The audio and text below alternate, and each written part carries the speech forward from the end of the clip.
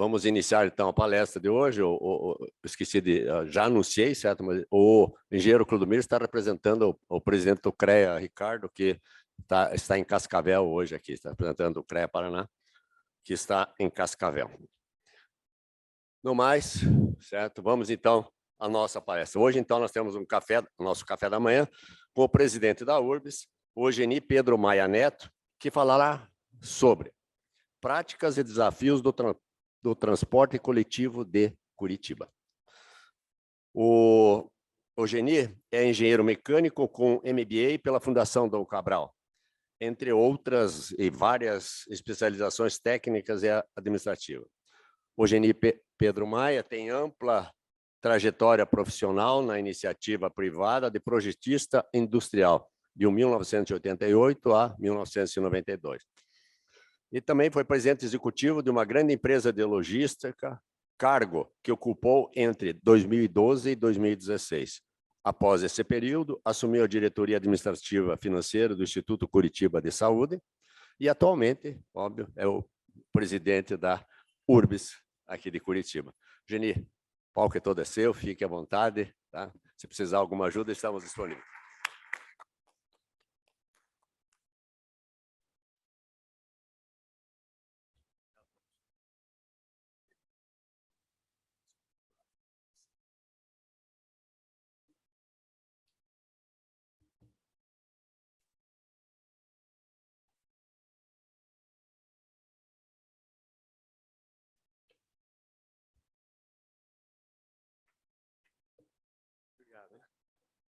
Então, bom dia a todos. É um prazer aí, Nelson, ter tido esse convite pelo presidente do IEP. Também quero cumprimentar o nosso conselheiro Paulo Peterlini, que na verdade, Nelson, Mauro, desculpa. Isso. E sabemos que o IEP ele tem uma participação acionária na URBS, né? Então, a URBS ela tem assim uma relação próxima com o IEP, né? Acho que a partir de agora até poderia ser até mais próxima, né? Para poder nos ajudar aí dentro dos nossos desafios. Então, é um prazer estar aqui com vocês, meus colegas, né? E eu vou falar um pouquinho hoje sobre práticas e desafios aí do transporte coletivo de Curitiba. Vou pegar aqui.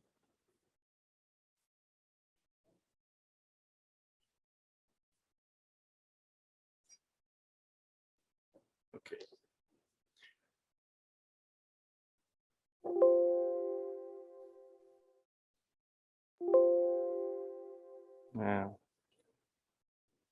É aqui embaixo?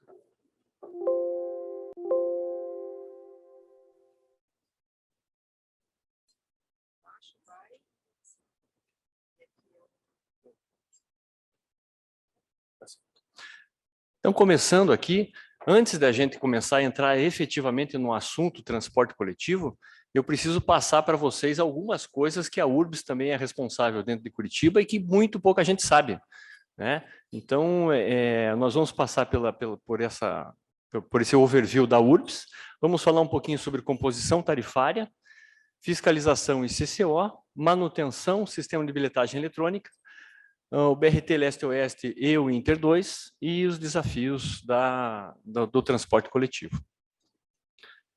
A URBS foi criada em 1963, acho que muitos de vocês já até trabalharam dentro dessa época, né, na criação da URBS, enfim, com o objetivo de fazer saneamento na cidade, né? Então, esse foi o primeiro objetivo da urbanização de Curitiba. Hoje nós somos responsáveis pela administração da rodoferroviária, do mercado municipal do Capão Raso, onde nós fizemos uma requalificação dele, era inicialmente o shopping popular lá no Capão Raso e hoje é o mercado municipal. As lojas Curitiba Sua Linda, temos 7 lojas já, temos uma rede de lojas. Essa loja ela fomenta a venda de artesanatos produzidos por artesãos de Curitiba. As bancas de jornais e revistas, todos os terminais de integração, as ruas da cidadania,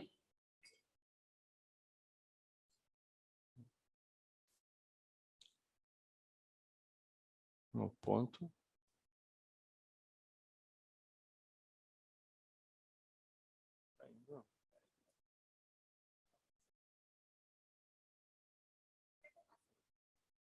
Acho que é melhor passar. Ok. Não está passando. Pode passar a próxima.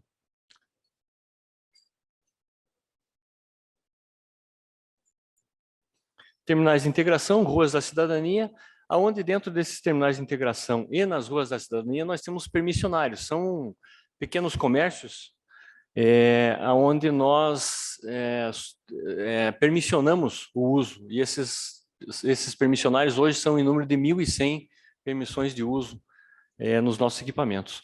Também temos o estacionamento no mercado municipal do Capão Raso. A Rua 24 Horas, nós retomamos a administração dela no ano passado. Os sanitários públicos também são de nossa responsabilidade. O estacionamento no Jardim Botânico e o estacionamento Smart Park, que é lá no São Francisco, onde você consegue fazer hoje o teu check-in no estacionamento em 3 toques no celular, então moderno. O Star Digital também é criação da URBS e administração da URBS. E os estacionamentos da rodoferroviária também são de nossa alçada. Pode passar? Somos responsáveis também pelo credenciamento de transporte comercial, transporte escolar, táxis. Temos hoje aproximadamente 2.600 táxis ativos, motofrete e aplicativos de transporte. Temos credenciados aplicativos de transporte na ordem de 35 mil carros em Curitiba, né? O que derruba aquela tese que Curitiba só tinha que ter 3.000 táxis, né? Hoje tem serviço para 35 mil e mais os 2.500 táxis. E, por fim, o transporte coletivo. O transporte coletivo é o que todo mundo conhece, né? Então, vamos lá. Falando um pouquinho do transporte coletivo de Curitiba, nós temos hoje 1.500 ônibus no total, 1.250 ônibus de frota operante. Temos ligação de Wi-Fi com o nosso CCO desses ônibus, temos cercas eletrônicas dentro desses ônibus, então nós temos um sistema muito moderno, ele foi se modernizando ao longo do tempo e as tecnologias, elas vêm ajudando no transporte coletivo. Pode passar? Falando um pouquinho sobre composição tarifária do transporte coletivo, todos viram que nós fizemos um reajuste na tarifa que passou de R$ 4,50 para R$ 5,50. A tarifa técnica hoje ela é R$ 6,36 e ela é obtida através dos custos do transporte coletivo dividido pelo quantitativo de passageiros. Essa é a tarifa técnica, o custo do sistema. R$ 6,36 é o que custa por passageiro. Nós temos uma projeção tarifária até fevereiro do ano que vem, onde nós estimamos a tarifa técnica em R$ 7,20. E, para isso, um subsídio necessário para pagar a diferença do custo da tarifa usuário de 157 milhões. Desses, 60 milhões vão vir este ano do governo do Estado e 97 milhões da Prefeitura de Curitiba. Pode passar? Nos custos do transporte coletivo, o que mais pesa, né? Nós tivemos um aumento desde 2019 de 131% no custo do biodiesel, e aí é uma coisa que, se nós queremos incentivar, né, combustíveis não fósseis, você aumentar o biodiesel nesta proporção. Hoje, 1 litro de biodiesel custa mais de R$ 8,00 e 1 litro de diesel custa R$ 5,00. Então, é uma desproporção. 76% de aumento no diesel, 42,79% em pneus e salários 22%. O reajuste da tarifa foi 22%, que é o INPC do período de 2019 até fevereiro de 2022. Claro que nós tivemos um custo muito maior do que 22%, e quando se pergunta por que o transporte coletivo sobe mais, porque ele não está indexado ao INPC, está indexado a esses índices aqui, que subiram muito mais do que a inflação. Pode passar? A composição tarifária total, então, nós temos aí uma representatividade de 33,93% de pessoal e benefícios, Encargos sociais na casa de 13,24.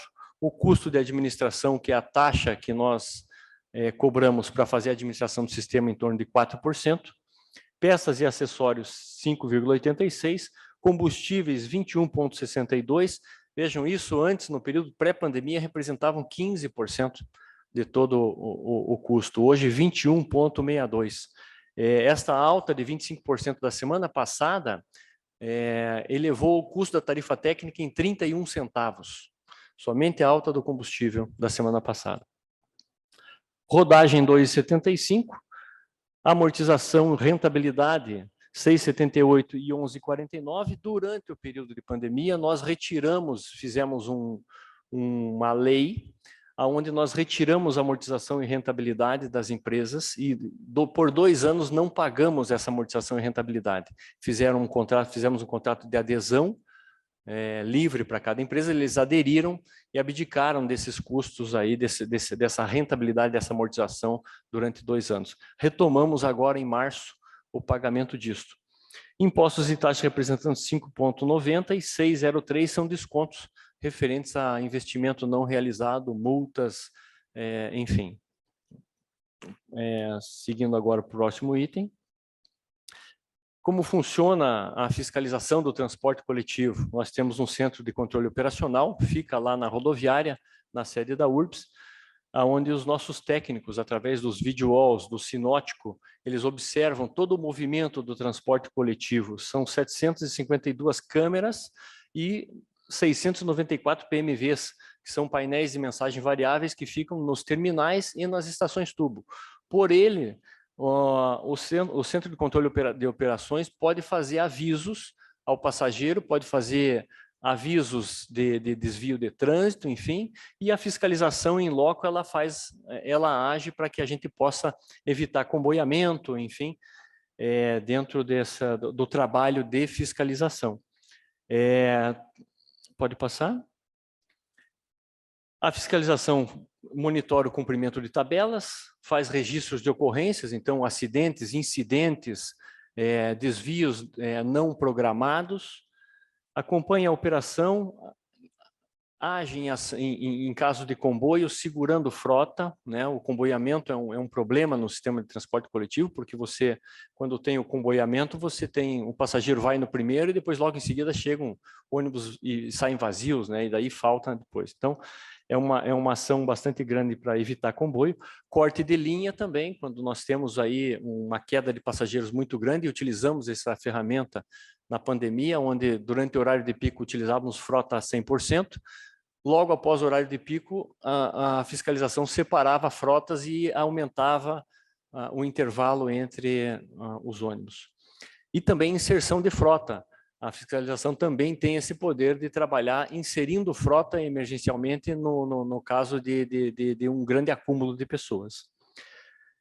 Faz orientação para os operadores das empresas e para os usuários e acompanham eventos, obras e desvios de rota. Pode passar. O sistema de manutenção, algumas coisas que nós fizemos durante esta gestão, a implantação do PDCA. Antigamente nós tínhamos ali aproximadamente 90% das manutenções realizadas no sistema eram feitas pelo chamado do 156, ou seja, só manutenções emergenciais. E isso levava a um custo muito grande para a empresa e a gente inverteu esta lógica. Criamos uma empresa, uma equipe técnica comandada por um engenheiro, Tiago, que brilhantemente implantou o PDCA no sistema de manutenção. Vale a pena conferir esse trabalho implantado lá. E nós hoje temos um índice de 85% de manutenções programadas e apenas 15% de denúncias ou pedidos no 156. Nós invertemos a curva e com isso nós conseguimos economizar quase R$1 milhão por mês em manutenção no sistema. Temos muito vandalismo dentro do sistema de Curitiba. Curitiba é a capital do país com maior vandalismo no Brasil, né? Dos equipamentos públicos. Parece que não, mas e o que não aparece é porque nós temos hoje um tempo de atendimento médio de 23 horas. Então, vandalizou em 23 horas, médio, nós estamos aí repondo e fazendo essa manutenção. Então, o sistema ele fica muito robusto em termos de manutenção. A qualidade não se discute, a manutenção virou programada, eles decidem o cronograma, então utilizamos engenheiros e estagiários de engenharia, fortalecemos muito o quadro de estagiários de engenharia dentro da URBS nesses últimos 4 anos. E a segurança, tínhamos plataformas aí que não tinham condições nenhuma de segurança. E ao longo do tempo o sistema também sofreu uma despadronização, ou seja, cada um que entrava ia lá remendava alguma coisa com uma cantoneira diferente, né? Então bitolas diferentes. Então nós retomamos a padronização, escrevemos manuais e as empresas que prestam serviços hoje têm que seguir manuais e procedimentos já estabelecidos dentro do critério de manutenção. Então, isso foi um grande ganho da gestão, na minha opinião, né? Venho da área de manutenção, então, efetivamente, gosto do tema. Pode passar. O sistema de bilhetagem eletrônica, que é o SBE, nós, lá no início de 2018, tínhamos uma certa dúvida e se criou dentro da URBS, né, esse negócio de caixa preta, essa coisa toda, ficou assim, um estigma muito ruim para a companhia. E os nossos conselheiros sabem disso, nós comentamos isso nas nossas reuniões, precisamos tirar isso de cima. Fizemos uma auditoria no sistema de bilhetagem eletrônica e nos últimos 10 anos a auditoria constatou que não houve nenhum tipo de intercorrência ou de dano dentro do sistema, né? E apontou possíveis falhas ou possíveis canais onde nós poderíamos ter aí eventuais ação de hackers ou coisa parecida, e a gente acabou fizemos uma matriz de risco e diante disso nós fomos tomando ações corretivas dentro dessa matriz de risco e chegamos aí a fazer a substituição, evolução dos validadores. Hoje nós temos um validador que é a melhor tecnologia em termos de bilhetagem eletrônica do Brasil. Ele tem câmera de reconhecimento facial integrada, ele consegue fazer a integração com através dos slots, com diversos níveis de cartões, outros cartões. Então, evoluímos a tecnologia, evoluímos o programa também. Pode passar. Substituímos o cartão MyFair, ou seja, o cartão MyFair, que é o cartão que todos usam, até o nosso cartão do banco é o MyFair, e todos sabem que a criptografia desse cartão foi quebrada lá em 2003 já, e substituímos esse cartão lá em 2018 já por um cartão chamado Cypurse, de maior criptografia, que não tem essa identidade já violada. Então, desde 2018, todos os cartões que vêm sendo substituídos no sistema, eles já são de tecnologia Cypurse. Temos aproximadamente 400 mil cartões já no mercado, na praça, com essa tecnologia. Fizemos a atualização tecnológica desses equipamentos, o que possibilita, a partir de amanhã é sexta-feira, a venda de crédito de transporte ou a entrada através do sistema EMV, o pagamento e entrada no sistema de transporte coletivo de Curitiba pelo celular, pelo smartwatch, por cartão de contactless, cartão do banco. Então, basta a pessoa encostar no validador, o validador já reconhece e faz o débito ou o crédito, dependendo do que está programado no cartão da pessoa. Isso também possibilitou a integração temporal entre linhas, ou seja, a pessoa pode... nós estávamos presos a um sistema de integração física. Né? Com a pandemia, a integração temporal ela se tornou uma necessidade, porque nós precisamos otimizar as linhas. Então, com a modernização do sistema de bilhetagem eletrônica, criamos um BI, e esse BI ele pega a origem do cartão e o retorno do cartão, e conseguimos traçar linhas de utilização na cidade toda, e aí com essas linhas nós sabemos aonde está o ponto de interseção dos passageiros. E ali nós fazemos uma integração temporal, evitando que ele tenha que se deslocar até um terminal físico, pegando um ônibus que vai até o destino sem que ele tenha que ir até um terminal e depois voltar para o destino final dele. Então, Isso é um ganho muito grande em termos de gestão de transporte coletivo.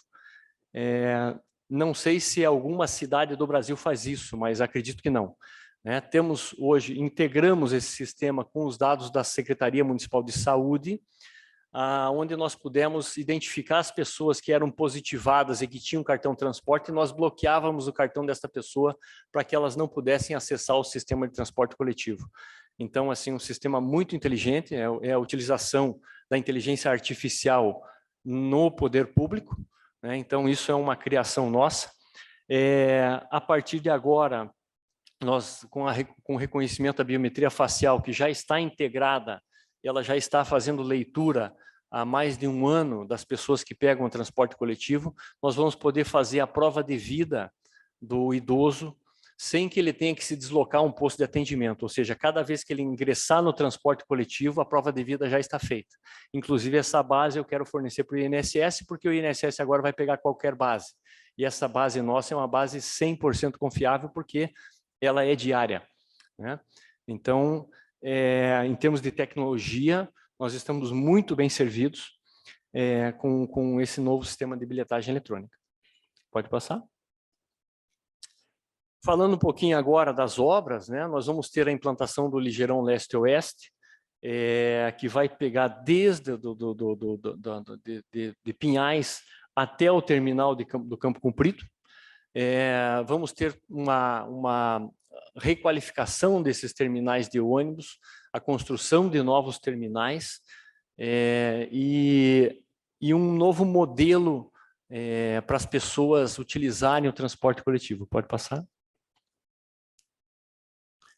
Aqui só a vista, né, das cidades conurbadas. Ele vai pegar praticamente toda a extensão, este corredor vai pegar toda a extensão leste-oeste de Curitiba. Pode passar? Então, a proposta é uma proposta inovadora, né? Nós já conhecemos aí o desalinhamento das estações tubo para poder gerar a ultrapassagem do ligeirão. O ligeirão daí ele passa a não ser mais parador de tubo em tubo, mas somente em terminais e alguns pontos já definidos, acelerando, né, o movimento, ou seja, dando velocidade às pessoas. Também calçadas em níveis dos carros, né? Nós temos um outro conceito de mobilidade dentro disso. Cercas vivas entre a canaleta e a calçada, para os pedestres poderem ali não se sentirem presos a uma grade, né? Então, são mudanças estruturais no conceito urbano. Então, essa linha leste-oeste, né? Ou seja, esse trecho leste-oeste vem com novas inovações urbanísticas. Pode passar. Também a proposta do Inter 2 vai passar por 39 bairros da cidade de Curitiba, parte em canaleta, parte em vias exclusivas, e também, com isso, nós vamos ganhar velocidade. Pretendemos fazer com que os carros que atuem nessas linhas sejam carros elétricos. Claro que nós temos algumas limitações de uso. Nós temos hoje os ligeirões de plataforma elevada, e o mercado não está preparado para a plataforma elevada ainda. Então, seria um problema, e uma solução seria o piso baixo, mas o piso baixo, em termos de carregamento, é muito diferente, né? Conseguimos carregar 250 pessoas num ligeirão de piso alto e 180 num ligeirão de piso baixo. Então, e aí não dá conta do eixo, né? Nós teríamos que ter um outro modal, ou um VLP ou um VLT, lá no leste-oeste, né? Enfim, são discussões que nós estamos fazendo com o IPUC para que a gente possa chegar a um novo modelo. Mas no Inter 2 são operações aí com o articulado. E esse ônibus articulado, ele tem sim, num período de 2 anos, nós temos aí a produção já nacionalizada, tanto pela Mercedes como pela Volvo, e alguns fabricantes aí chineses também já têm essa produção do articulado elétrico. Vamos lá, pode passar. Ampliação da velocidade, eu já falei, novos terminais de integração, a implantação de 30 km de faixas exclusivas e novos binários de tráfego vão ser criados aí nessa implantação do Inter 2. Esses dois projetos, eles têm aí, eles não vão estar concluídos em 2 anos, mas eles vão sendo inaugurados, pedaços, né? 7 lotes, cada lote vai sendo inaugurado de acordo com a sua progressão da obra. Pode passar.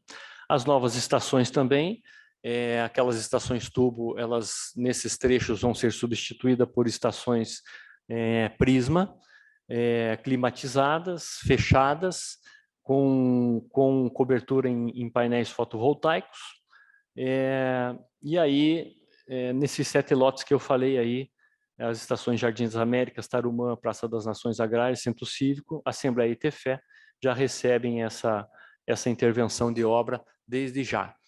Então, é um novo modelo de estação também para Curitiba. Aqui uma vista também do Inter 2. Né? Pode passar. Nossos desafios, né? Nós temos um contrato de licitação que está vigente até agosto de 2025. Então, não podemos quebrar um contrato. A quebra de contrato gera transtornos e gera diversos dissabores, tanto para a administração quanto para quem é concessionário, né? Nós tínhamos uma situação de não renovação de frota desde 2015, desde 2013 não se renovou nenhuma frota, e ficamos nesse limbo até final de 2017, quando renovamos 10 ônibus em 2017. Conseguimos criar um modelo de governança junto com as empresas, contratamos 3 engenheiros da Universidade Federal para fazer uma mediação entre a URBS e as empresas, ou seja, nós naquele momento criamos essa mediação técnica porque haviam discordâncias de interpretação no contrato. Então, tecnicamente, olha, nós precisamos resolver isso. Vamos pegar engenheiros que podem pensar e nos dar um norte que nós consigamos aí, então, nem para lá nem para cá, mas uma coisa justa e com embasamento técnico. Conseguimos fazer isso. E aí, a partir de então, diluímos muitas coisas e chegamos a um consenso de interpretação técnica. Registramos isso no Ministério Público, registramos isso nos órgãos de fiscalização, e aí conseguimos fazer a renovação de frota, renovamos 535 carros, e esses carros já com câmeras, enfim. E hoje nós temos uma frota que tem uma idade média de 7 anos, né? Então, uma frota relativamente nova. E aí muita gente fala, o modelo de transporte coletivo está esgotado. O BRT está esgotado. Não, eu discordo plenamente que o BRT está esgotado. O transporte coletivo se faz com transporte de massa. Não dá para você fazer transporte de 30 mil pessoas, por exemplo, num horário de pico lá no terminal do Pinheirinho com um carro compartilhado. Você imagine 30 mil pessoas tentando pegar 12 mil carros em volta de um terminal. É um absurdo. Então, as pessoas não conseguem. Esta vazão não funciona assim. Até porque os aplicativos de transporte, eles não trabalham nas zonas mais afastadas, eles trabalham nas áreas de calor. Todo mundo quer o filé. Ninguém quer ficar fora né? Ninguém quer ir lá buscar num bairro 2 pessoas para vir até o terminal do Pinheirinho, para ir até o... Não, eles querem a área de calor, onde tem muita gente. Então, é assim que funciona a lógica dos aplicativos, né? Mas o que está esgotado é o modelo de custeio. Nós tivemos aí de longa data a inserção de isenções dentro do sistema. Então, isenções para idosos, que representam hoje 8% de todo o volume faturado, de todo o déficit do sistema, são aproximadamente 70 milhões de reais por ano dentro do sistema de transporte de Curitiba. Isenções para carteiros, isenções para usuários do sistema, isenções para PCD, enfim, todas as isenções juntas, hoje 17% do sistema, o que equivale aproximadamente a 170 milhões de reais, que é justamente o déficit que nós temos no sistema de transporte. Então, qual é a nossa briga, e é o que nós estamos fazendo e levamos aí até, fui com o prefeito Rafael Greco e insisti muito isso já desde o ano passado, eu sempre venho falando que o governo federal precisa pagar a isenção dos idosos porque ela é instituída por lei federal. Então, quem institui a lei tem que pagar pelo que institui. Fomos até o Senado, falamos com o presidente do Senado, falamos com o presidente da Câmara de Deputados, enviamos através do líder do governo ofício ao presidente da República. Eu mesmo redigi o ofício, fiz um gráfico em 2 páginas para que qualquer um pudesse entender o que acontece. E aí a lei, a PL da gratuidade avançou no Senado, foi aprovada, agora vai para votação na Câmara de Deputados e depois para a sanção do presidente. Se ele sancionar, né, vai sancionar uma lei que vai garantir por 3 anos o custeio das gratuidades nos sistemas de transporte metropolitano. Então, assim, é uma vitória muito grande, e depois que custear 3 anos, né, aí não tira mais. Isso vai virar orçamento. E aí a gente diminuiu um pouquinho o nosso sofrimento. Juntamente com isso, o governo do estado também tem que custear as suas gratuidades, né? E o governo municipal também custear as suas gratuidades. Então, quando você fala que nós colocamos subsídio, e isso é uma guia, eu falei isso na Câmara de Vereadores, pô, subsídio é um recurso necessário para você custear a gratuidade, né? Ela tem que estar no orçamento, ou se você quer dar o transporte gratuito, você tem que efetivamente pagar por isso, né? E eu não vejo que isso seja assim. Tudo que é de graça não tem muito valor, né? Então a gente tem que ter qualidade, cobrar pelo transporte que tem, né? Mas o valor percebido por quem utiliza tem que vir. Ou seja, nós temos que dar mais oferta que demanda. Então, o custeio e o subsídio, ele é necessário sempre para que a gente tenha qualidade no sistema. Só assim a gente faz com que pessoas que possam usar um terno de manhã possam ir no transporte coletivo com tranquilidade, né? Ninguém quer ficar apertado dentro do transporte coletivo. Então, para que a gente possa angariar novos passageiros, novos usuários, a gente precisa sim dar qualidade, porque tem gente que precisa e que quer uma qualidade diferenciada. Então, nós temos que buscar isso o tempo todo. Nós temos esse desafio da equalização da tarifa técnica com a social, ou seja, eu acho que nós temos que subsidiar, já falei isso, mas se busca o tempo todo equalizar a tarifa técnica com a tarifa social, ou seja, o passageiro pagando pelo transporte. No mundo não acontece assim, é impossível, é difícil, muito difícil equalizar. E quando você equaliza, você coloca o transporte coletivo para andar sempre cheio, sempre lotação máxima. Então você estipula pela lotação e divide pelo cálculo. Então aí você sempre tem sistemas lotados e nunca sistemas confortáveis. Tem que mudar o mindset do administrador público, né? Não só nós como os administradores, mas também dos prefeitos, né, e governadores, enfim, que podem fazer com que isso mude. Renovar a frota, incluindo fontes renováveis de combustível, o alto custo dos ônibus elétricos, né? 3 vezes o preço de um ônibus, então você não consegue fazer com que o contrato se viabilize. Então, ainda assim, se nós fizéssemos uma renovação, precisaríamos de mais subsídio, o que vai contra o que o governo quer. Sempre ninguém quer pagar nada. Então, assim, é uma situação difícil para quem administra, mas é necessária.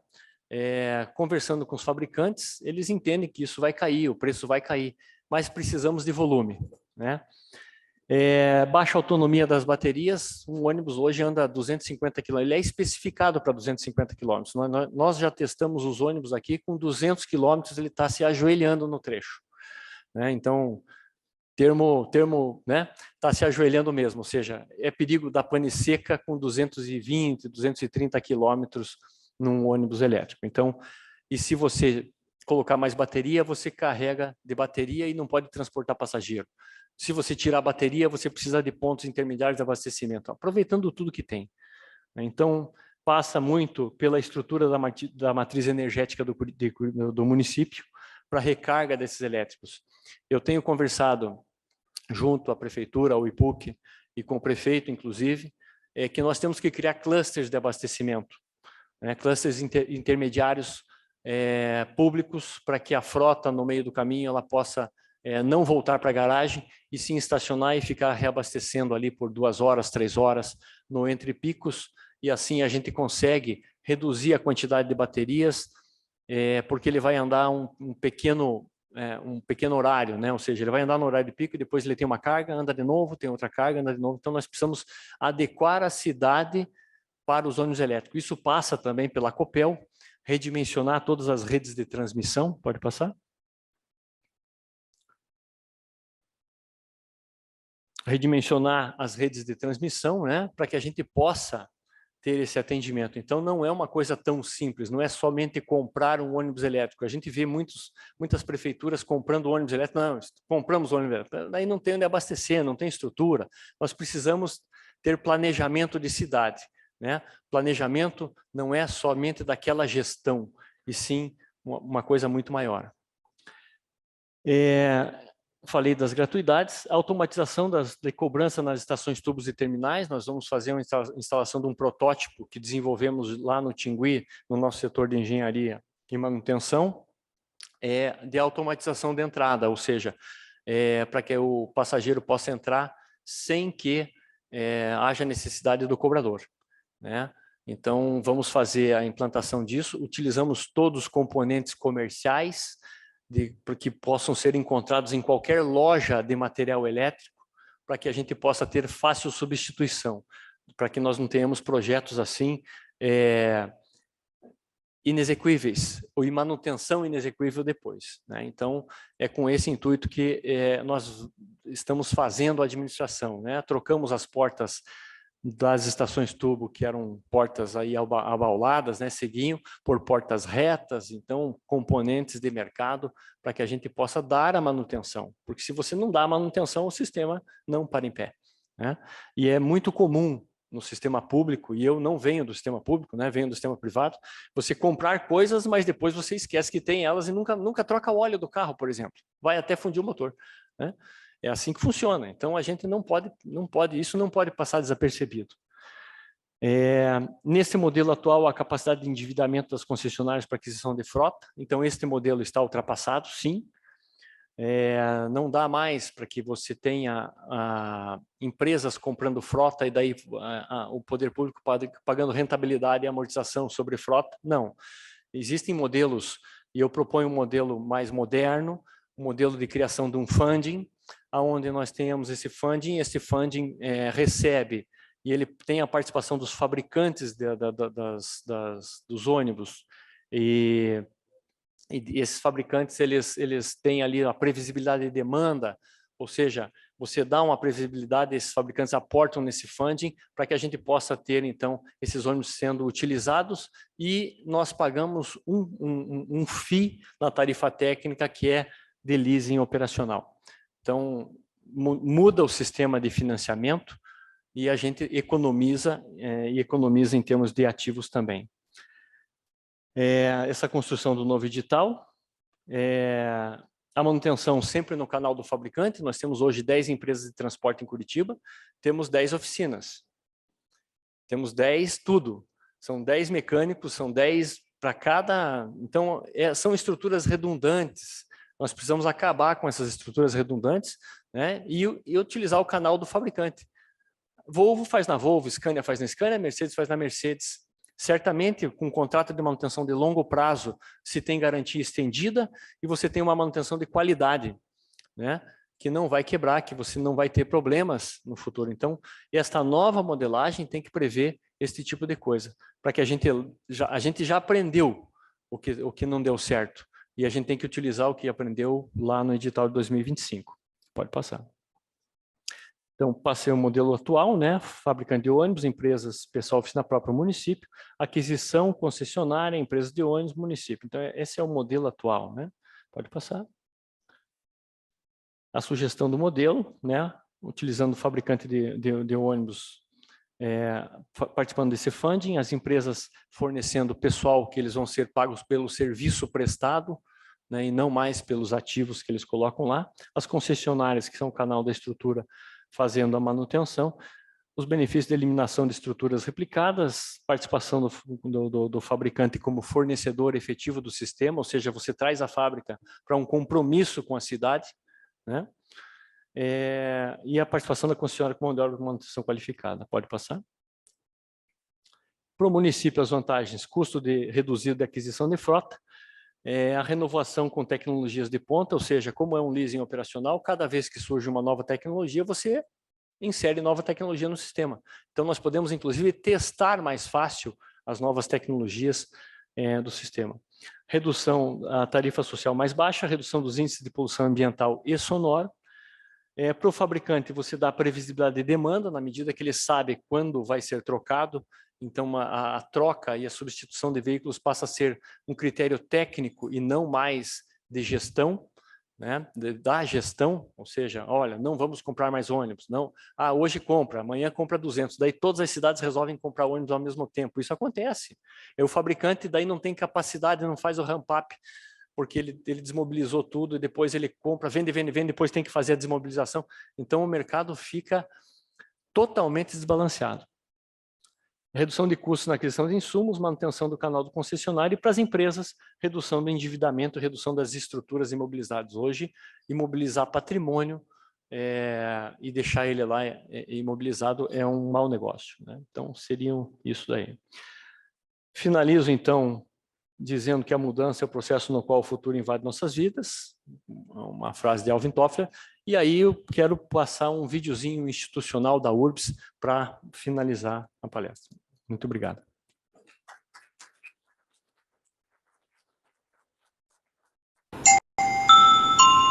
Atenção, senhores passageiros. Embarque em 3 segundos.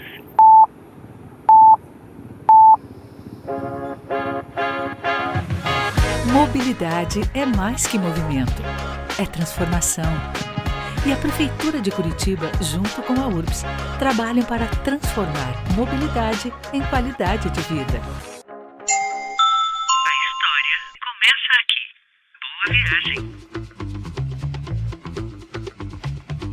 Desde 1974, quando a cidade apresentou o ônibus expresso, Curitiba introduz novidades na paisagem de muitas cidades. Está na lista dos 50 projetos mais influentes do mundo. Mas a inovação segue em frente. 1979, a linha Interbairros. 1980, o ônibus articulado. 1991, a linha direta e a estação tubo, uma revolução operacional e urbanística. Biarticulados, bilhetagem eletrônica, linha turismo, novidades de uma cidade, sempre em movimento. Próxima parada, novas conexões. Em 2009, a cidade apresenta a segunda geração de corredores exclusivos, a linha verde, com a prioridade para o transporte coletivo. Curitiba cria as estações climatizadas. A história avança com a primeira linha direta do Sistema Expresso, o maior ônibus do mundo, o Ligeirão, com motor a biocombustível e abertura eletrônica dos semáforos.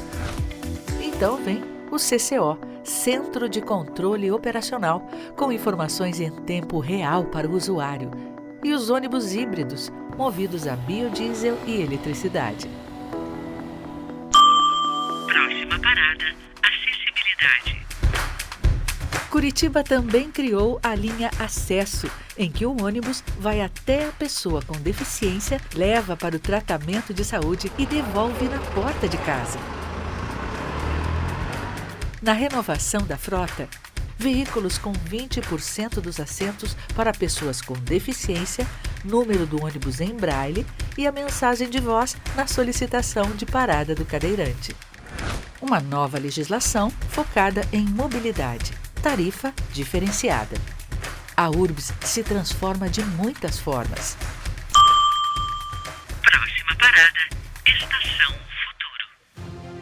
E o futuro vem com biometria facial, integração temporal, venda de créditos por aplicativos, tarifa no celular por aproximação. Um novo Ligeirão, um novo eixo norte-sul. Novas conexões entre os bairros. O sistema não para de evoluir. A Prefeitura de Curitiba, junto com a URBS, trabalham para uma cidade acostumada a inovar.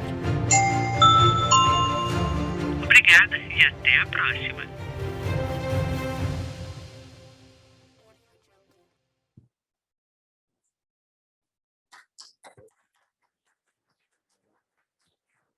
Bem, ao tempo em que agradecemos, né, a belíssima, do meu ponto de vista, né, a belíssima apresentação do presidente da URBS, o Geni, eu gostaria de... mais para cá, porque pegar. Eu gostaria só lembrar que eu esqueci o nome do Zé Carlos, conselheiro, quando eu anunciei que estavam presentes, eu esqueci o Zé Carlos, desculpa, Zé Carlos, tá? Não sei se mais alguém chegou depois, que não anunciei. Abro para perguntar. O Kelso também, que está lá, desculpa, Kelso, agora estou vendo. Chegou agora conselheiro também, Kelso. Tá? E Ricardo, você quer fazer uma pergunta? Como sempre, o Ricardo é um perguntador maior, ele abre o... Pode deixar. Bom dia, presidente. Parabéns pela sua palestra. Bom dia a todos. Eu anotei aqui umas 15 perguntas, mas eu vou me concentrar em duas, particularmente. Então, a primeira pergunta é, na sua apresentação, essa questão do ônibus elétrico. Então, eu gostaria de aproveitar o momento aqui que está aqui o presidente do IEP, e o IEP tem um assento no LACTEC, no conselho do LACTEC. Então, eu queria aproximar as duas instituições, a URBS e o LACTEC, porque o LACTEC desenvolve vários equipamentos que usam sistemas novos de baterias e, principalmente, um novo chamado supercapacitor. Então, como as estações estão próximas, as distâncias não são tão grandes, poderíamos aproveitar as estações para carregar o ônibus, não para o trajeto inteiro, mas trajetos menores.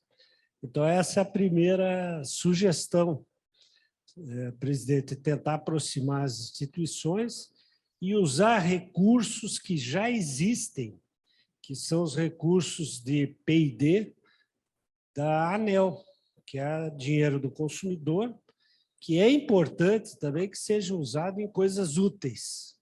Então, a minha primeira pergunta seria, é possível fazer essa aproximação?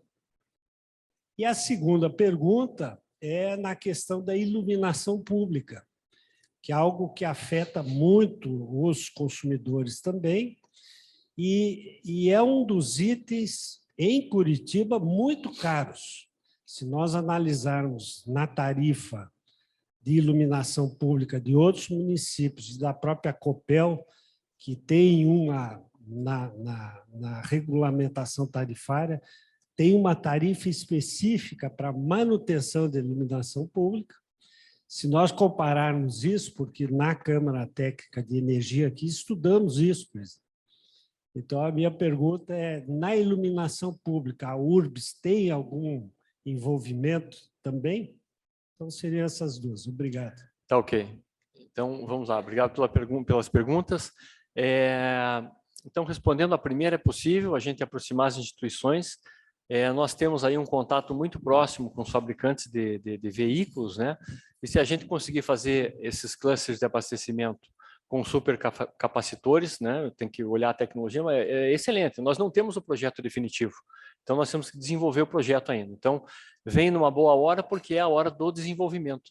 Então, é possível fazer e daí já me coloco à disposição do LACTEC para que a gente possa fazer a intermediação junto com o IPUC também, e já fazendo algumas pontuando nesse novo projeto, para que a gente possa ter um projeto mais robusto e mais consistente e com a menor quantidade de erros, né? Porque senão a gente comete erros, né? Então, enfim, é possível sim. Com relação à iluminação pública, a URBS tem uma cadeira, um assento no comitê de iluminação pública da cidade.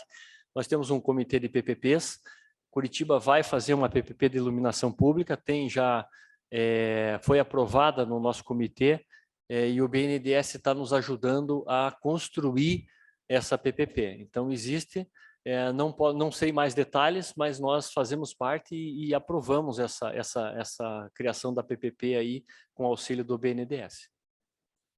Gostaria de anunciar também a presença do superintendente Genésio de Siqueira Júnior, da Secretaria Municipal de Desenvolvimento da Região Metropolitana de Curitiba. Segunda pergunta. Bom dia. Primeiro, eu queria me identificar, ok? Basicamente, é uma sugestão. Eu sou morador do Água Verde, inclusive, né, passou, existe a estação tubo ali da Silva Jardim. Sim. E aqui, entre a Silva Jardim e Iguaçu, é uma preocupação, porque eu estou uma vez por semana ali, em um determinado momento, a questão de segurança. Ali parece que ficou um calçadão, e vem veículo, já houve caso até de atropelamento ali, o CETRAN indo, etc, etc. Então, seria uma sugestão de enviar um funcionário para dar uma pesquisada, inclusive, até pode conversar porque ali tem a Sociedade Água Verde, tem o estacionamento ali, que é a entrada, conversa com o manobrista, que ele fica basicamente todo dia ali, ele já dá um bom referendo também para essa questão. Aí já, porque o CETRAN vai ali, fica uma meia hora apenas e tal, então já houve acidente, existe uma farmácia também, pode perguntar para as farmacêuticas lá também, então somente uma sugestão, não somente ali, mas na República Argentina, lá com a Igreja do Portão também tem que fazer uma sinalização, porque ali não há rebaixamento, nada de... Então, é preocupante, eu visualizei isso daí, então gostaria somente de fazer essa sugestão. Obrigado pela sugestão. Nós tivemos ali há uns 15 dias atrás, junto com os técnicos da CETRAN, avaliando, inclusive, aquele trecho saindo da Praça do Japão, porque ele também tem um trecho elevado ali, e nossa equipe foi até lá, junto com os técnicos da CETRAN, para poder fazer uma avaliação, o IPUC também foi. A gente tem feito essa avaliação da questão de segurança e a gente tem buscado aí alguma solução, mas eu vou reforçar isso, inclusive porque a parte do portão vai ser liberada logo também, né? Então nós vamos ter Ok, obrigado. Bom dia a todos, bom dia, Geni. Meu nome é Eduardo Tirapelli, eu sou engenheiro mecânico, ex-Volvo, trabalhei muito tempo na área de gestão de ônibus.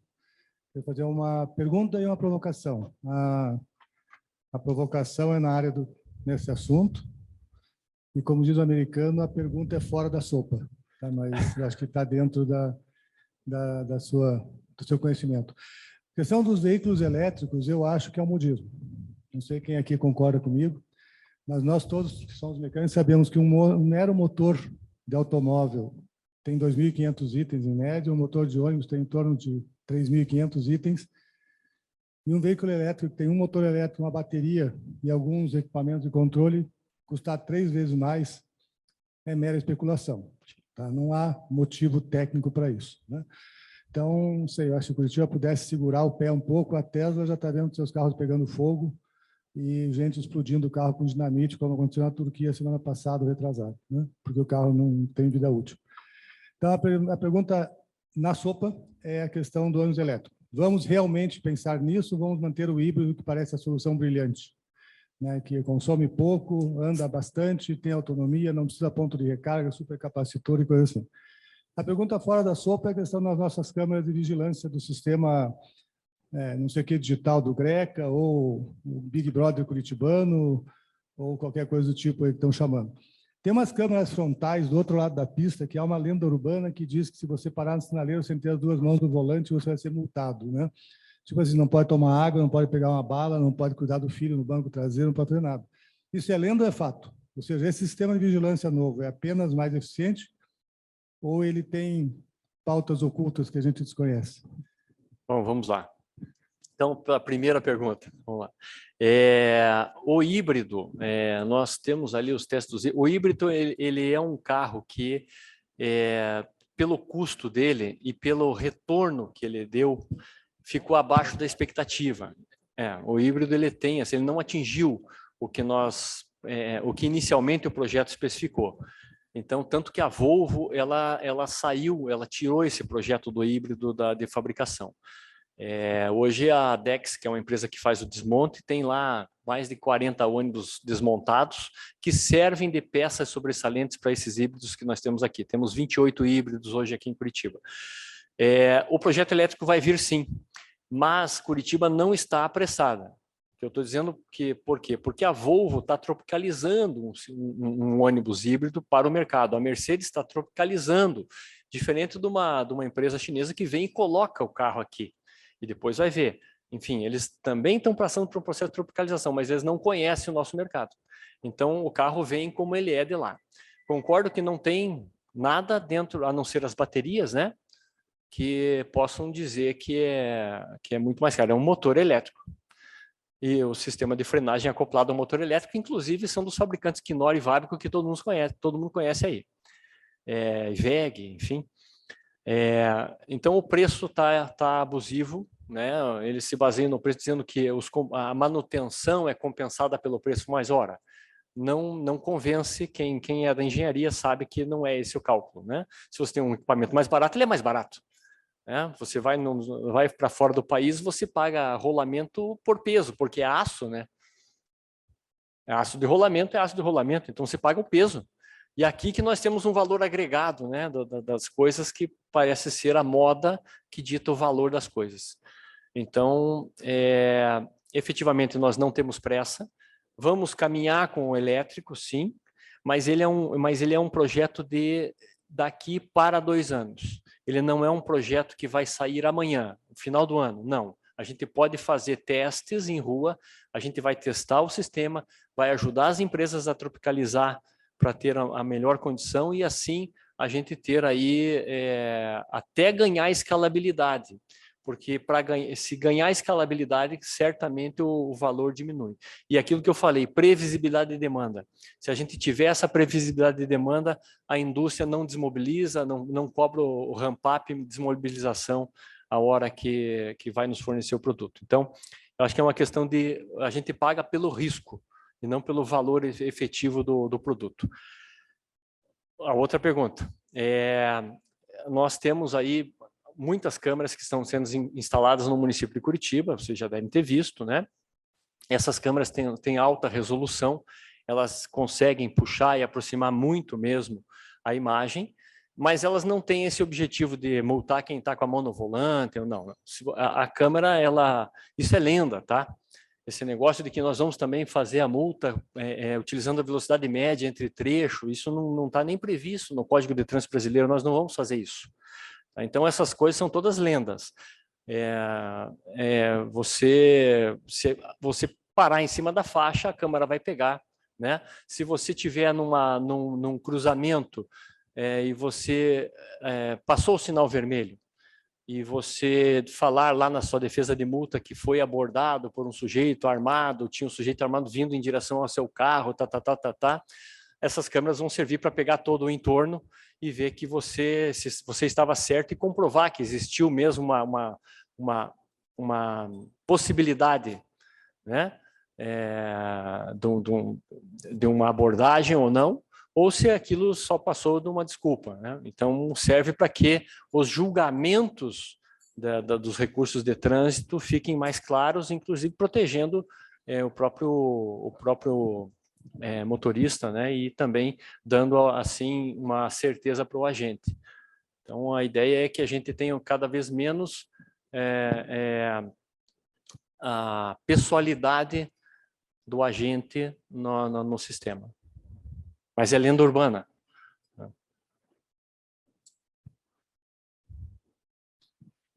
Engenheiro Maianeto, tranquilidade e pela sua palestra. Eu tenho 2 perguntas. A primeira, de onde vem o seu avô Maianeto? Segunda, temos visto nos últimos dias que o petróleo está acabando no mundo. a procura e a oferta estão se degladiando e, logicamente, o petróleo vai acabar.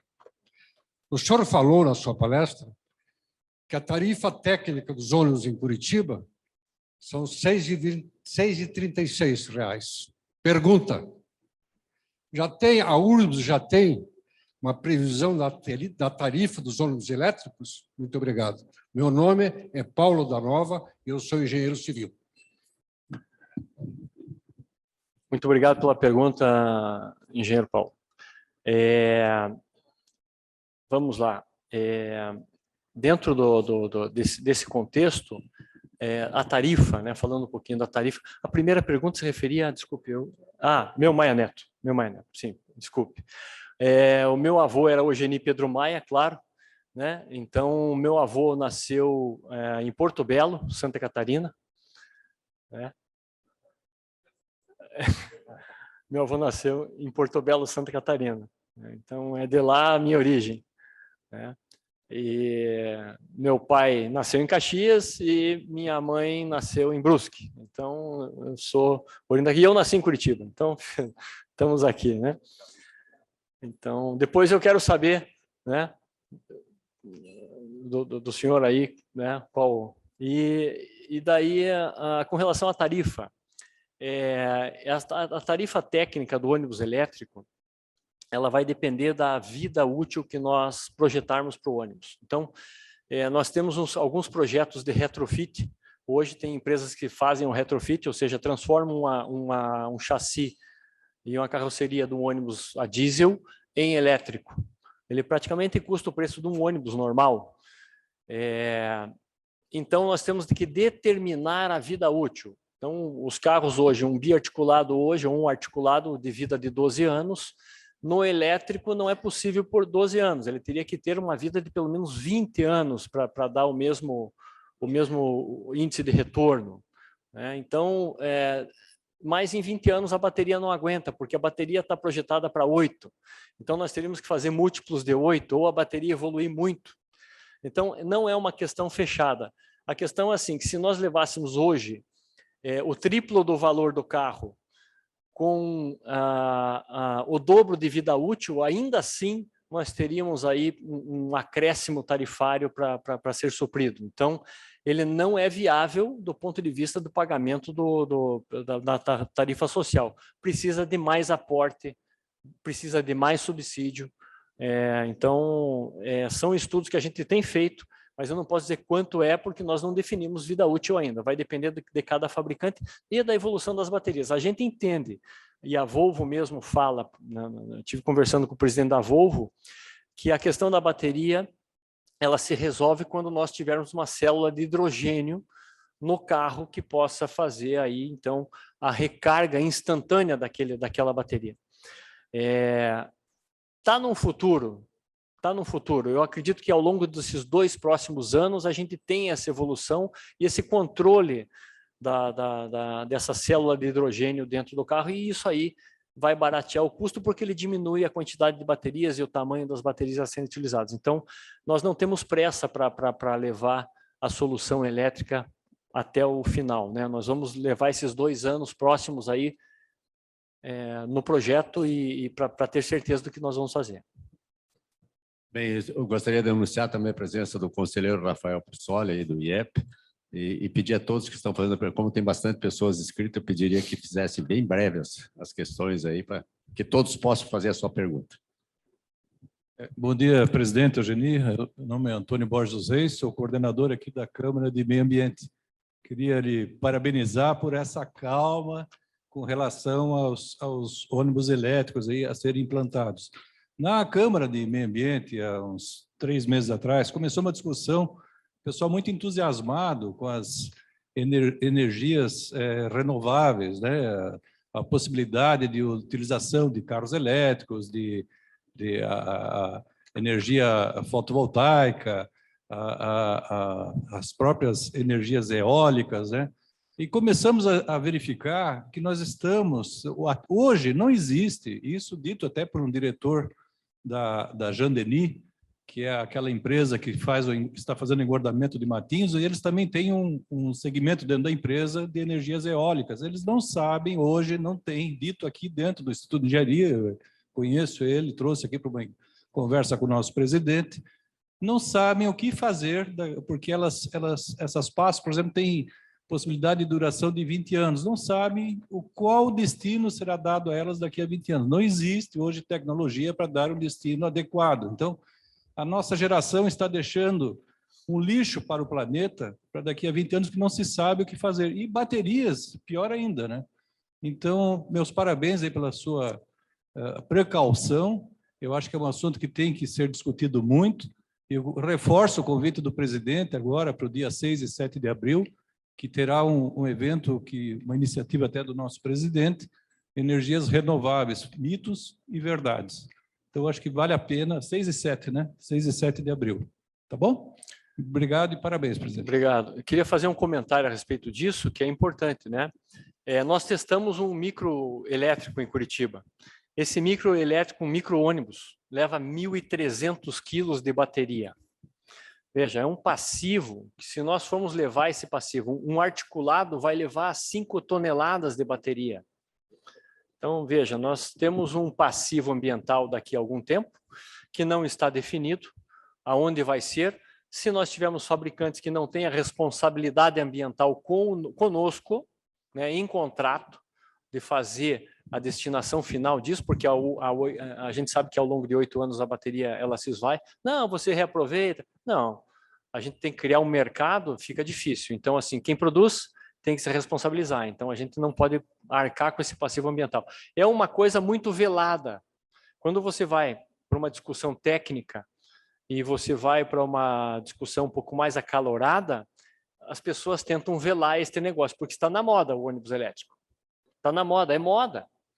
Então, assim, eles tentam velar esse passivo ambiental. E a gente tem falado, olha, como que vai ser? Eu preciso entender o processo, porque senão a gente acaba não aprovando isso, né? Neste evento do dia 6 e 7, certo? Além de discutir, são 6 tipos de energias sustentáveis, energias sustentáveis, mitos e realidades, certo? Então, esse é o objetivo, é dizer, pegar na ferida, isso é mito, isso é verdade, certo? O que é bom, o que não é ruim. Então, dia 6 e 7, à noite, às 19 horas, começará esse evento aí. Próxima pergunta. Deixa eu levantar aqui. Bom dia, permitam ficar de pé aqui e não ficar de costa. Sou engenheiro agrônomo Clodomir Ascari, vice-presidente do CREA Paraná, representando o engenheiro civil, presidente Ricardo Rocha, que deixou um abraço a todos. Ele não está em Curitiba, senão certamente estaria conosco também aqui. Parabenizar o presidente Nelson Gomes aqui pelo evento e também, presidente Eugeni, parabenizar o seu trabalho e também parabenizar ao prefeito Greca, né, pela inteligência que ele tem de colocar pessoas competentes na área, né? A gente vê aí pelo Brasil muitas pessoas curiosas ocupando os cargos estratégicos, né, como esse. Imagina se não tivesse uma pessoa capacitada, competente, que o Paraná é um exemplo, Curitiba é um exemplo para o mundo, né, de mobilidade. Então, parabenizar também o prefeito por ter escolhido e certamente a pessoa capacitada como você. Mas a minha pergunta é no sentido de, nessa pandemia, a gente aprendeu muitas coisas, né? Quer dizer, ressaltou muitas coisas. A questão da sanitização nessa parte de transporte, porque agora já vamos tirar as máscaras, mas a população não vai ficar sob alerta. E como que vocês estão fazendo? Estão pensando nisso? Como é feito? Vão fazer? Vai melhorar? Como vai ficar isso? Parabéns mais uma vez e obrigado aí pela oportunidade. Muito obrigado. Obrigado pela deferência, né? E vamos lá, pela sanitização, se vocês entrarem no site da URBS, nós temos lá publicado ações contra o coronavírus, mais de 500 páginas de protocolos sanitários desenvolvidos pela URBS e pelas empresas de transporte. Não existe um trabalho igual no Brasil com os protocolos que nós fizemos. Então, assim, muito denso, com todas as ações, cada empresa tomando as ações de combate. Nós mapeamos tudo isso, fizemos um trabalho muito técnico e fizemos, inclusive, a publicação desse material e está lá no nosso site da URBS à disposição, né? É um material bastante denso e mostra lá tudo que a URBS fez. Nós iniciamos um processo de sanitização de equipamentos públicos e dos ônibus. Os ônibus eles passam por higienização toda vez na parte noturna dentro das garagens, são feitas higienizações. As estações tubo, elas são higienizadas diariamente ao final do expediente e elas são trancadas para que no início do expediente não tenha havido entrada de pessoas, enfim. Então, isso é feito diariamente. Nós temos equipes que fazem isso. Junto com isso, nós adquirimos aqueles atomizadores costais e as empresas dentro das garagens, elas têm esses atomizadores costais cedidos por nós e com um produto lá que é o fugiu? Água oxigenada, né? Não lembro o nome técnico. Enfim. Hipoclorito de sódio ou a água oxigenada, né? Enfim. Elas fazem a pulverização, a micronebulização dentro dos carros, né? Isso é feito. Junto com isso, nós temos uma lei que obriga o uso de máscara dentro dos ônibus. Essa lei vai valer, nós não vamos revogar essa legislação. Então, dentro do ônibus, a pessoa precisa utilizar máscara. Todos sabemos que o coronavírus ele se dá na transmissão pela saliva, né? Ou seja, gotículas, enfim. Essa é a maior faixa de transmissão. E o álcool gel nos terminais aí e estações tubos que nós vamos continuar disponibilizando aí, já temos edital junto com a Secretaria de Administração para continuar fornecendo.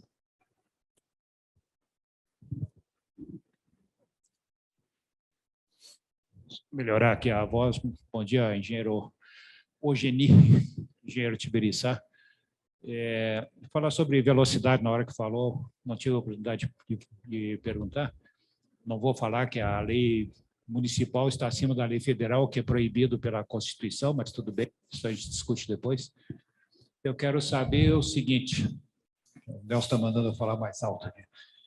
Quero saber o seguinte, nós temos uma lei que fala do Código Nacional de Trânsito sobre velocidades máximas e mínimas, e elas devem ser cumpridas à risca, as duas juntas. Por que os nossos radares não multam com velocidade mínima, trancando todo o trânsito? Se não quiser responder, não tem problema. Tá? Obrigado. Veja, eu não tenho essa informação.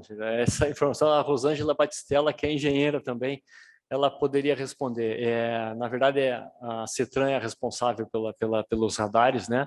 Nós temos uma ligação muito íntima com a CETRAN, porque participamos do sistema de mobilidade, né? Mas a questão dos radares e a questão das multas e por quais as velocidades que são definidas, isso daí é com a Secretaria de Trânsito. Não posso responder, está fora da minha competência.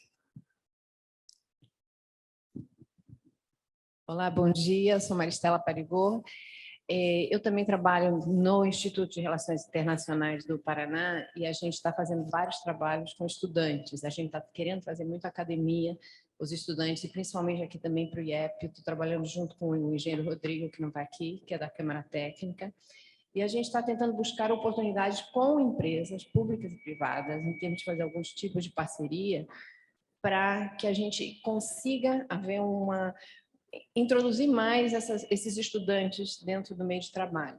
Existe algum tipo de oportunidade dentro, por exemplo, do departamento de P&D ou com vocês que a gente pudesse conversar em termos de pegar um problema de vocês, passar uns 6 meses ou 3 meses que os estudantes possam estudar um problema, fazer algum tipo de solução? Quer dizer, não é exatamente no startup direto, mas às vezes alguns não estão com startup e teriam essa vontade.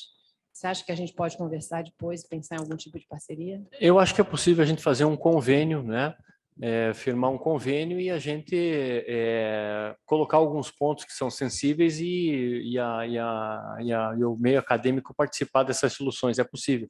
É possível criar alguns hackathons, algumas ideias de premiação, inclusive, por projetos.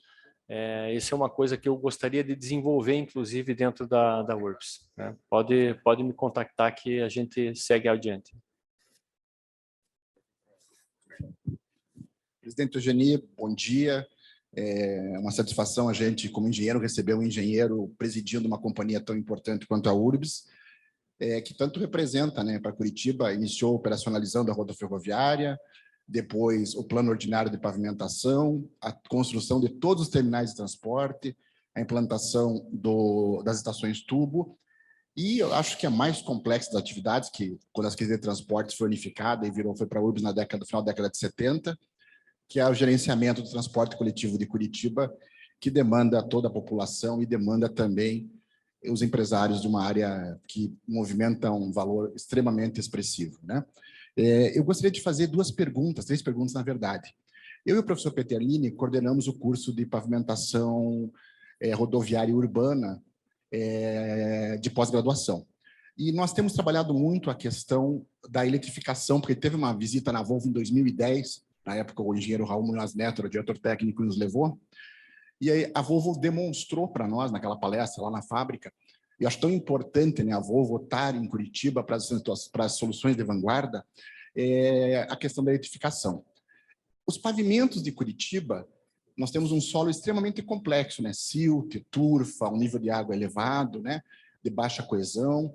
A nossa pergunta é, já está se conversando com o IPUC e com a SMOP na questão de solucionar os dimensionamentos por causa da carga extra das baterias elétricas? A outra pergunta você meio que já respondeu, presidente, que nós estamos com essa situação aí na na Câmara Técnica do Meio Ambiente, que este nosso seminário, que a gente gostaria muito que você estivesse presente aí, dos mitos e verdades, dia 6 e 7 de abril, daqui a 8 anos, como é que vai se reciclar esse produto? Né? Porque acaba tendo como o próprio painel solar, né? Com 12 anos, o engenheiro Ricardo Vidnich falou com muita propriedade, né? Nós vamos ter um lixo reciclável muito grande, né? E também eu gostaria de saber, assim, quando eu tive a estação rodoferroviária, que é onde você tem a tua casa, meu pai financiou e construiu, né? A construtora tem 85 anos. Os terminais de transporte, nós fizemos metade deles. E eu me lembro muito bem, em 1981, na construção do Campina do Siqueira. Eu tinha 14 anos e perguntei para meu pai por que aquele estacionamento em paralelepípedo.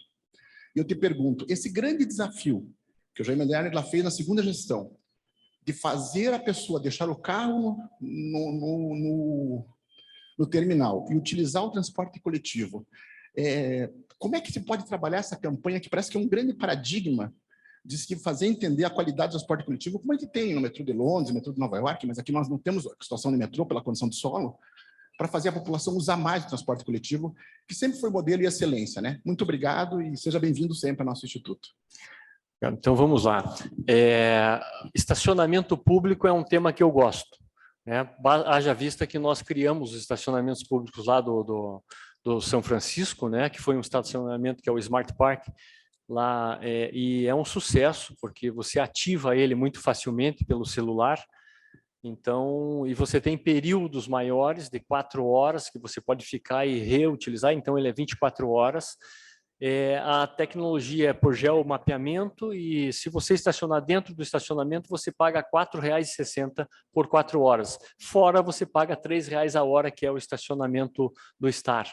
Então, essa ideia de você deixar o funcionário estacionar num local onde ele possa pagar mais barato e ficar um grande período de tempo e deixar as ruas livres para o estacionamento, né? Ou seja, dos clientes, é importante. Linkando com o estacionamento nos terminais, o Boqueirão também tem assim, o Campo Comprido também tem isso, o Campina do Siqueira tem um pequeno estacionamento do lado que nós vamos trabalhar para que a gente faça essa organização também no modelo STAR.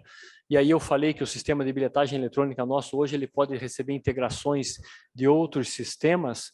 Então nós estamos preparando para que a pessoa que deixe num Smart Park possa pegar o transporte coletivo e ter daí o seu estacionamento validado já pelo transporte coletivo. Então alguns testes nós já estamos fazendo com relação a isso. Que nós fazemos o teste micro, né?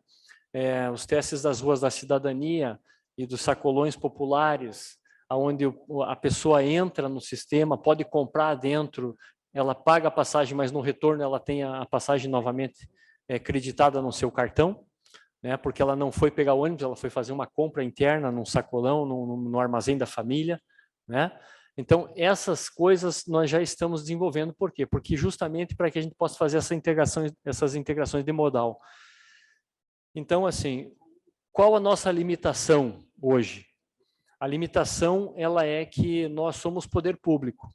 Então, se eu for fazer uma integração, eu preciso fazer uma integração do poder público com o poder público. Eu não posso, por exemplo, integrar um estacionamento particular retirando verba de um fundo público, que é o Fundo de Urbanização de Curitiba, que é o FUC. Então, nós não podemos levar o mercado privado a se abastecer de um fundo público, porque ele não está listado. O fundo público é somente para atender aquela licitação, mas nós podemos, sim, fazer a integração de estacionamentos públicos com o transporte coletivo. E eu vi muito bem isso numa viagem que eu fiz a Dubai. Funciona muito bem nos estacionamentos públicos, eles têm edifícios, garagens que abrigam os terminais lá em Dubai, e eles têm um modelo lá, tem o TRAN, tem o VLT, tem os ônibus, os táxis, e todo mundo convive e o sistema funciona muito bem. Então, quando eu fui para lá, eu trouxe algumas coisas de lá, inclusive o STAR, esse modelo, um benchmark foi feito em Dubai.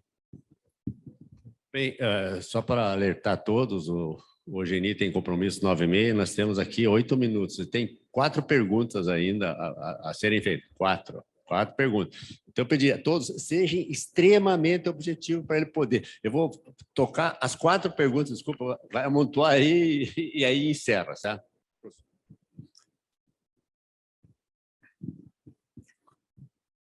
Bom dia, meu nome é Sérgio Viale. Pergunto por que o sistema usado em São Paulo já há 50 anos, de trolleybus, não pode ser vivenciado? Acabaria o problema de resíduos, acabaria com todo esse preço excessivo e já foi usado há muito tempo, e por que foi abandonado? Essa é a minha pergunta.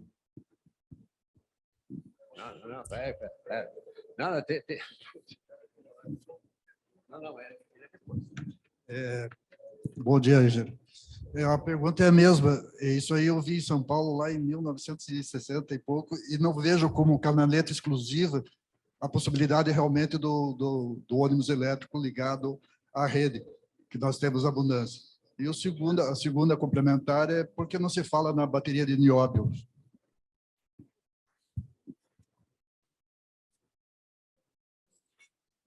Ô, Geni, vou pegar carona com a sua pergunta, era a mesma? Eu, quando estagiário da Volkswagen em 78, usava trólebus.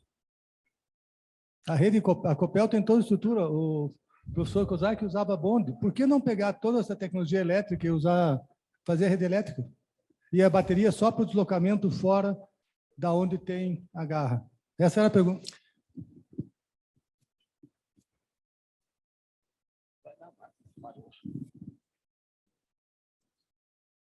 Posso falar?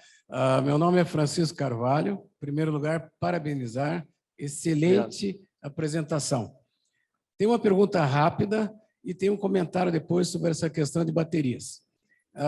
Eu fiz parte da revisão do plano diretor atual pela Câmara Municipal e, à época, defendia a ideia de ter um planejamento com relação a carros autônomos em Curitiba, inclusive com circuitos tipo circular centro antigo e coisas desse porte. Mas eu queria fazer um comentário sobre baterias. Em 1998, com a Global Telecom, eu fiz um projeto com relação à devolução para o fabricante. Foi lançado na quinta-feira, segunda-feira deu o Jornal Nacional. Um ano e pouco depois foi a primeira lei de devolução de bateria, de qualquer coisa para o fabricante. Um acordo com a Motorola que mandava para fora do país para recuperar esses metais. Na época, 1 quilo de bateria, que era menos tóxica que hoje, pela 4.001, equivalia a 4,5 toneladas de lixo perigoso classe 1. Hoje a lei é outra. Com isso, teve uma repercussão muito boa, 2 vezes plano de expressão. Nosso trabalho foi finalista do Prêmio das Nações Unidas, do ICC, International Chamber of Commerce, e a questão da devolução, depois houve uma série de interesses e ficou parada. Baterias, eu diria o seguinte, seria uma oportunidade para Curitiba liderar o Brasil, coloca inclusive o nosso grupo para ter uma conversa, se for de interesse da URBS, no sentido de que a ideia da devolução para o fabricante e, à época, a Motorola tinha lucro e tinha fábricas fora do Brasil que faziam essa recuperação dos metais. Então, principalmente um deles é o cobalto radioativo, todo mundo sabe. Então, obrigado. Nelson, obrigado. Mas desculpe. Vamos lá. Última. Cadê o Rabeira aqui? Meu nome é Nicolau, pertenço ao banco de ideias aqui do IEP. Há 6 anos, a gente levantou uma questão a respeito da estação tubo. E hoje com mais ênfase, porque a população aumentou, o pessoal está deixando o carro por causa do custo do combustível, está deixando os carros e usando mais o ônibus. E a tendência é usar mais ainda. E o que a gente tinha observado já na época? Algumas estações tubo, quando chega a hora de pico, fica uma fila de 30, 40 metros fora da estação. E as estações não mudaram. Algumas só que mudaram, ficaram ampliadas. Uma dali do Praça do Japão, que foi depois de a gente ter levantado essa questão. E o que acontece? Fica o pessoal aguardando, os que entraram dentro da estação tubo, que pagaram, o ônibus chega ali, eles entram rapidamente. Daí o pessoal que está fora, que ainda espera, alguns já passam o cartão, é rápido, outros que estão fazendo o troco, demora, então empata toda aquela fila. E o ônibus vai embora. Então, muita gente está alguns minutos ali esperando, o ônibus chegou, e às vezes com atraso, então o motorista, mal o pessoal entra, ele já está. Uma dessas estações que eu posso dizer agora é aqui no shopping Curitiba. Eu tenho visto, depois das 6h30, 7h30, aquelas imensas filas, porque o pessoal vai no shopping à tarde e depois todo mundo quer ir embora naquele instante. Mas antes da reforma, na Silva Jardim, acontecia a mesma coisa, em outras estações que eu percebi. Então, é um assunto rápido. Os ônibus estão melhorando, mas as estações continuam desde a época do Jaime Lerner, lá. Pequenas, só entra um número X ainda, o pessoal fica um longe do outro por causa da pandemia, não entra quase ninguém. Então, a ideia é a seguinte, como foi feito aquela estação, da Praça do Japão, que eu não vejo aglomeração nenhuma, que parece que não tem tanta demanda, e nas que tem essa demanda grande, e no centro da cidade fica o pessoal fora. E agora nós vamos entrar no inverno, pior ainda. É fácil de... É só como uma complementação aí da ideia. Obrigado. Vamos lá. Vou começar pela estação, tá? Vou começar respondendo de trás para frente. A estação, assim, hoje, com o sistema de bilhetagem eletrônica, é possível saber a frequência e a quantidade de pessoas em qualquer período de tempo, né? Então, este registro ele fica dentro da nossa base de dados e nós sabemos exatamente quem entra no ônibus na hora que entrou e pelo geomapeamento que nós temos hoje. Todos os ônibus são ligados via Wi-Fi, nós temos uma conexão 3G e logo nós teremos um 5G e daí alguns pontos de sombra eles são solucionados, né? Todos os ônibus têm ligação com o sinótico do Centro de Controle de Operações. Então, nós sabemos aonde o ônibus está e aonde aquela pessoa entrou. Então, nós sabemos exatamente a lotação por período de cada ônibus. Você consegue extrair isso do sistema e também das estações tubo. Então, as estações tubo que têm esta lotação excessiva, ou que nós verificamos necessidade de ampliação, a gente tem solicitado recurso para ampliação da estação. Então, isso é um trabalho que a gente faz. A outra que eu posso dizer é o seguinte, nos corredores, ou seja, nos corredores expressos de BRT, a frequência no horário de pico é de 2 minutos e 50 segundos. Então, vejam, mesmo que haja um certo acúmulo em algum período, com 2 minutos e 50 segundos depois, e aí aquela mensagem variável, painéis de mensagem variável que tem dentro das estações e nos terminais, também estão ligados pelo Wi-Fi no ônibus, e aproximadamente o passageiro sabe quando vai chegar o ônibus, ele dá o horário da chegada do ônibus lá. Então, para quem utiliza o transporte, sabe que o próximo ônibus está chegando ali a 2 minutos. Então, assim, as pessoas também precisam ter, né, uma civilidade e a urbanidade de saber que nem todos precisam entrar ao mesmo tempo no mesmo lugar.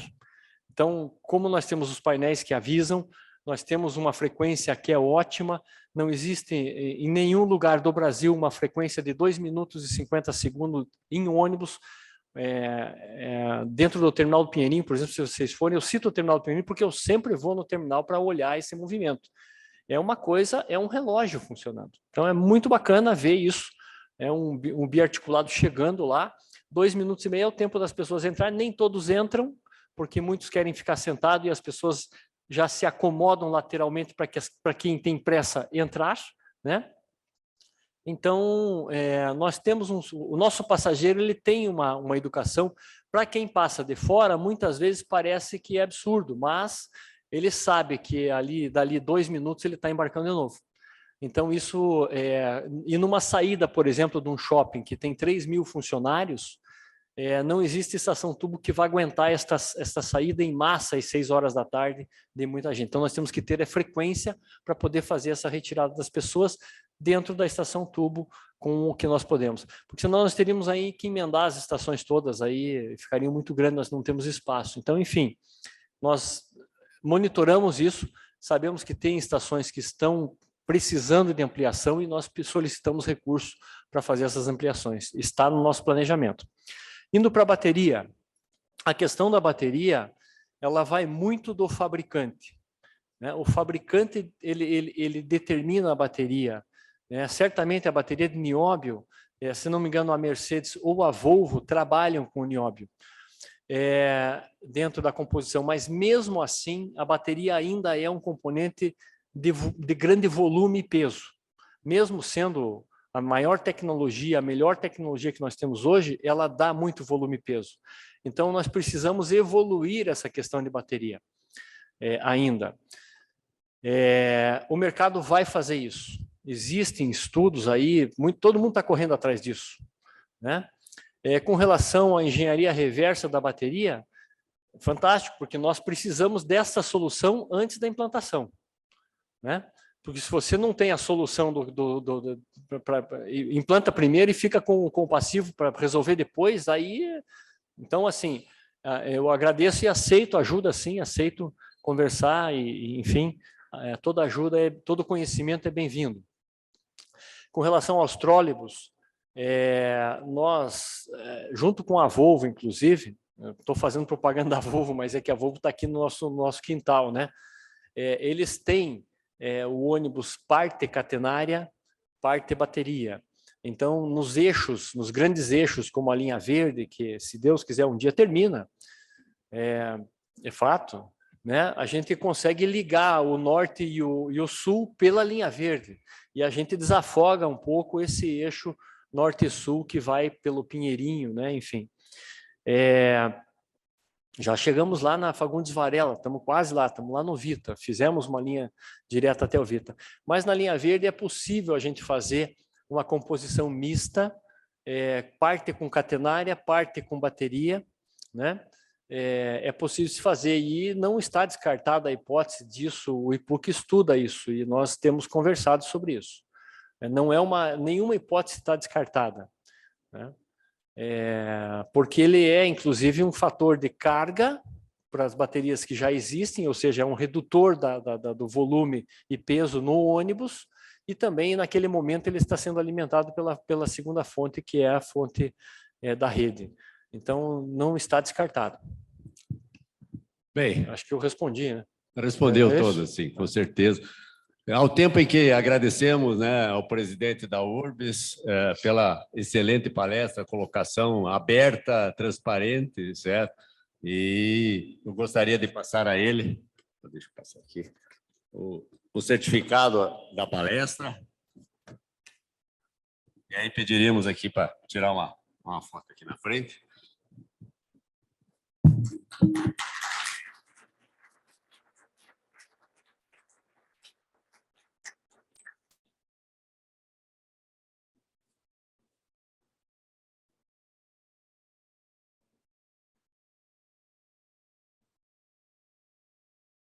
Mais uma vez, obrigado, presidente. Conte com esta casa, com essa pleia de engenheiros. Aqui é uma amostra singela. Tenho certeza que, se a gente deixar palavra livre, vai. Tem mais gente. Desculpe aqueles que eu não passei aí, finalmente, para fazer perguntas, mas, infelizmente, o presidente tem compromissos e eu tinha assumido o compromisso com ele, até as 9h30 nós encerraríamos. Tá? Muito obrigado, as suas palavras finais. Bom, muito obrigado a todos pela oportunidade de estar aqui, presidente. É um prazer mesmo, e vocês sintam à vontade, nós temos palestras técnicas na URBS lá, vocês todos estão convidados, se quiserem marcar grupos de visita, grupos com alunos, a gente tem uma relação institucional que faz a apresentação de todo o sistema, podem visitar o CCO e tal, estamos abertos, né? Fiquem muito à vontade, agradeço a oportunidade mais uma vez, muito obrigado e um bom dia.